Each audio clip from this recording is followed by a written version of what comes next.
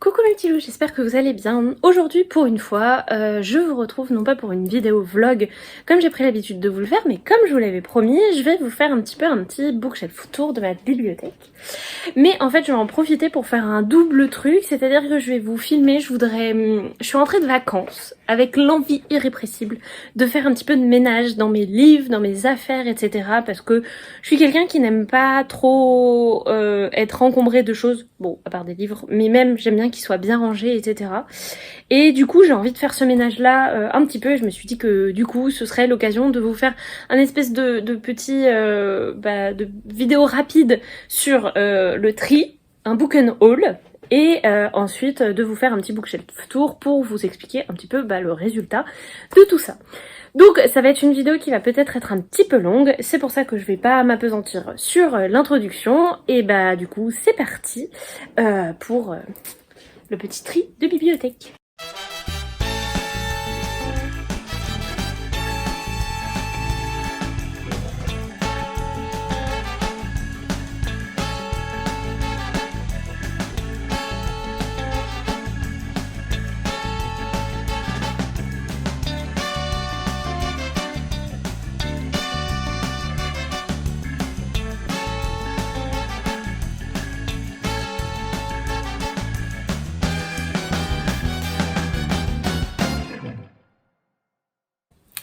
Bon, mon téléphone a décidé qu'il avait plus de place en mémoire, donc du coup je vais essayer de vous faire très vite la partie un petit peu book and haul.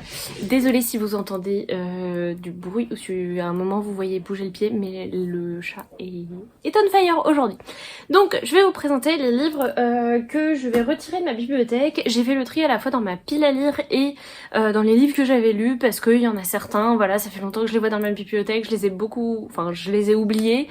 Et je sais que je les relirai pas. Donc du coup j'ai fait un petit peu ce tri et en partant de la palle je retire Le Pacte d'Emma de Neil Gaiman. C'est publié chez Albin Michel, il m'avait fait très envie au moment de sa sortie mais en fait non, il me fait plus du tout envie aujourd'hui, alors que par contre de la même autrice La nuit où les étoiles se sont éteintes me fait beaucoup plus envie, et je pense qu'il est largement trouvable en médiathèque pour que je tente le coup avec l'écriture de Nin, et on verra bien ce que ça donnera.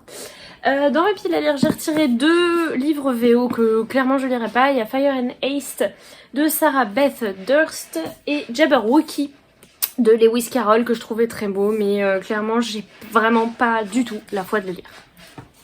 Bien sûr, c'est le moment où le chat a même décidé d'aller faire sa laitière, désolée. Sinon, dans les livres lus que j'ai décidé de retirer, il y a La Lune est à nous de Cindy Van Wilder, que j'avais bien aimé, mais je commence déjà à oublier un petit peu l'histoire, et je pense que il sera très bien chez quelqu'un d'autre. Il y a Terre de brume, le tome 1, là pour le coup je commence vraiment à l'avoir oublié, et en fait je suis pas très motivée à lire le tome 2, ça avait pas non plus été un coup de cœur intersidéral. Il y a le tome Phobos Origine de Victor Dixon. Phobos, j'ai une histoire un petit peu particulière. Si vous me suivez depuis longtemps, vous la connaissez. C'est que j'avais adoré les 3 premiers tomes, vraiment énorme coup de... Enfin, les 2 premiers tomes, énorme coup de cœur. Celui-là, bon, pourquoi pas, il rajoutait un petit peu à l'histoire, mais j'ai pas trouvé non plus qu'il y avait d'éléments hyper importants dans cette histoire. Et le tome 3 je l'avais moins aimé, ce qui fait que je n'ai jamais lu le tome 4, parce qu'en fait je préfère m'arrêter à la fin du tome 3, que je trouve plutôt bien, plutôt que de poursuivre. Donc celui-là s'en va. Un autre, je l'ai un peu gardé par sa couverture qui est magnifique, mais en fait j'ai aucun souvenir de ce que racontait Cœur de loup par Catherine Rindel, donc il ira chez quelqu'un d'autre. Demander vers la lune, j'avais beaucoup aimé cette histoire, c'est écrit par Isabelle Pandazopoulos, mais au point de le garder dans ma bibliothèque, pas forcément. Pareil, joli petit coup de cœur quand même pour The Kingdom de Jess Rothenberg. C'était publié chez Casterman, mais je serais ravie de le faire découvrir à quelqu'un d'autre. Et celui-là, en fait, ça fait longtemps que je me demandais si j'allais pas le donner un jour. Il s'agit de Belle de Givre à New York de Fabrice Collin. Ça avait été une très très belle découverte, mais en fait, plus ça va et plus je me dis que c'est surtout le retournement de situation final que j'avais adoré. Et que je suis pas sûre de le relire aujourd'hui, d'autant qu'à mon avis l'histoire aujourd'hui serait plus... Enfin, je la ressentirais pas tout à fait de la même manière. Donc voilà. Ensuite, j'ai retiré quelques petits trucs de mes palles de poche, parce qu'il y en a, je sais même plus ce qui m'attirait. Il y a notamment Les Princes du Cerf-Volant de Linda Sue Park. Les anges ne meurent jamais et tu danses loup. Le ciel nous appartient. Et Sherlock Holmes, c'est l'histoire de l'enfance de Sherlock Holmes, je crois, mais ça me tente plus vraiment. Enfin, j'abandonne l'idée de lire la saga Les Étoiles de Noced de Sophie Jomain parce que je pense que j'ai complètement passé la vibe de ce genre de roman. Donc, ça s'en va. Je retire Sweet 16 de ma bibliothèque parce que ça avait été une très bonne lecture, mais je pense que il aura beaucoup plus d'effet sur quelqu'un de plus jeune parce que je préfère garder par exemple le bouquin de Angie Thomas qui est The Hate You Give, qui correspond vachement plus à ma tranche d'âge, qui avait été un coup de cœur énorme, plutôt que Sweet 16 qui avait été un joli livre, mais en fait qui ne fait qu'introduire un peu la thématique du racisme. Donc voilà, c'est pour ça. Je retire Rebelle du désert qui m'avait pas non plus énormément plu, et en plus je me suis rendu compte en faisant le tri que j'avais donné le tome 2, donc quoi ça sert de le garder.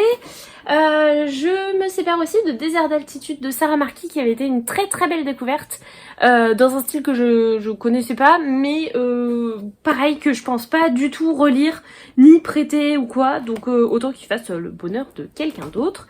Et enfin je me sépare du cercle des derniers libraires qui avait été une très jolie découverte dans le Cozy Mystery, mais pas besoin, enfin j'essaye de vous garder vraiment les gros romans, gros coups de cœur, donc voilà. Et maintenant, on va passer très vite en espérant que mon téléphone ait assez de place de stockage dans sa petite carte mémoire pour vous faire le bookshelf tour. Pour rappel, ma bibliothèque, c'est ma petite sœur qui me l'a faite. C'est un espèce, c'est un arbre en gros. Et je vous avoue que j'en suis très fan. Et voilà, j'avais envie de vous la remontrer un petit peu comme ça avant de faire étagère par étagère. Tout en haut, on retrouve les livres poches que j'ai lus. Je vais essayer de vous décaler les petits éléments de décor qui peuvent parfois cacher les choses. On retrouve de la jeunesse, de l'adulte. J'avoue que ça par contre, je trie pas du tout les livres de cette manière. C'est juste que là-haut, il y a tout ce que j'ai lu. Ensuite, on a dans la même thématique poche ma palle. Et vous allez voir, elle est énorme. Voilà, elle est assez importante. Pareil, il y a un petit peu de tout. N'hésitez pas à faire pause si ça vous intéresse. Alors par contre, vous ne verrez pas, il y a quelques bouquins là-bas. Normalement, c'est un peu la suite de la série de Clélie Havitt. Qu'il faudrait quand même que je découvre un jour. Voilà. Si vous avez des questions sur certains livres, n'hésitez pas. Là, c'est vraiment pour vous faire un petit tour complet de mes étagères.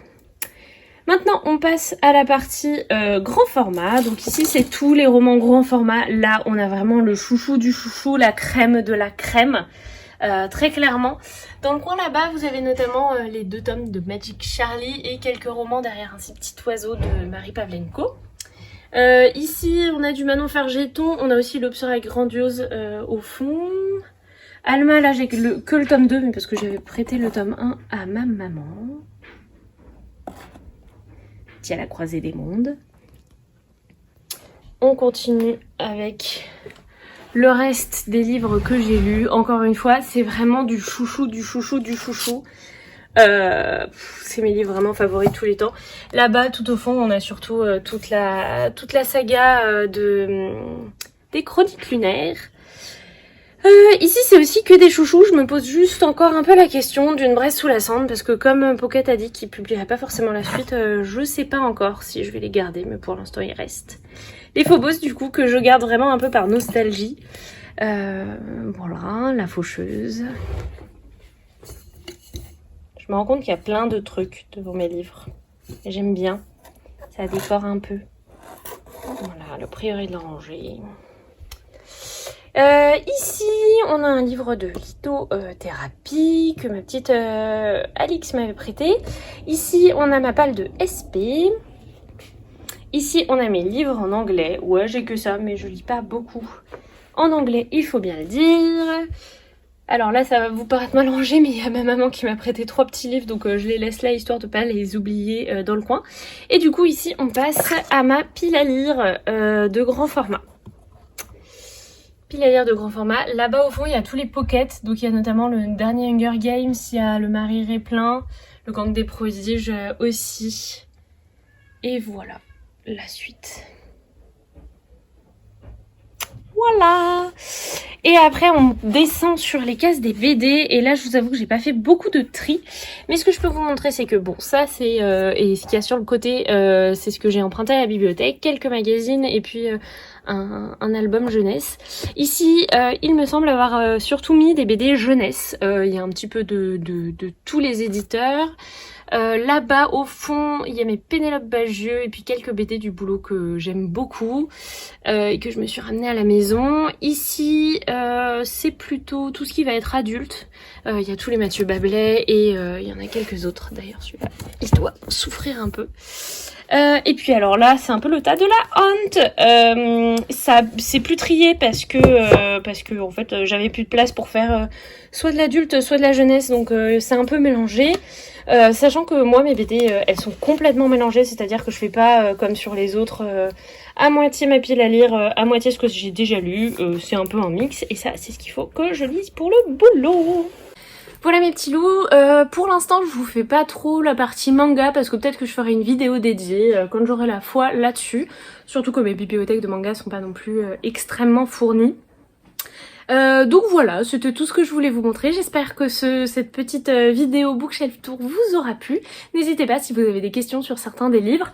Sachez que tous les livres que je vous ai présentés en unhaul, sauf ce qui a été du SP, mais il n'y en a pas beaucoup je crois, sera en vente sur mon compte Vinted, dont je vous mettrai le pseudo en barre d'infos. Donc si vous êtes intéressé, n'hésitez pas, je peux aussi vous faire des lots, enfin voilà. L'idée c'est surtout que je m'en débarrasse. Et sur ce, eh bien je vous souhaite de passer une belle journée, une belle soirée selon l'horaire auquel vous aurez regardé cette vidéo. Et je vous fais de gros bisous. Salut les petits loups!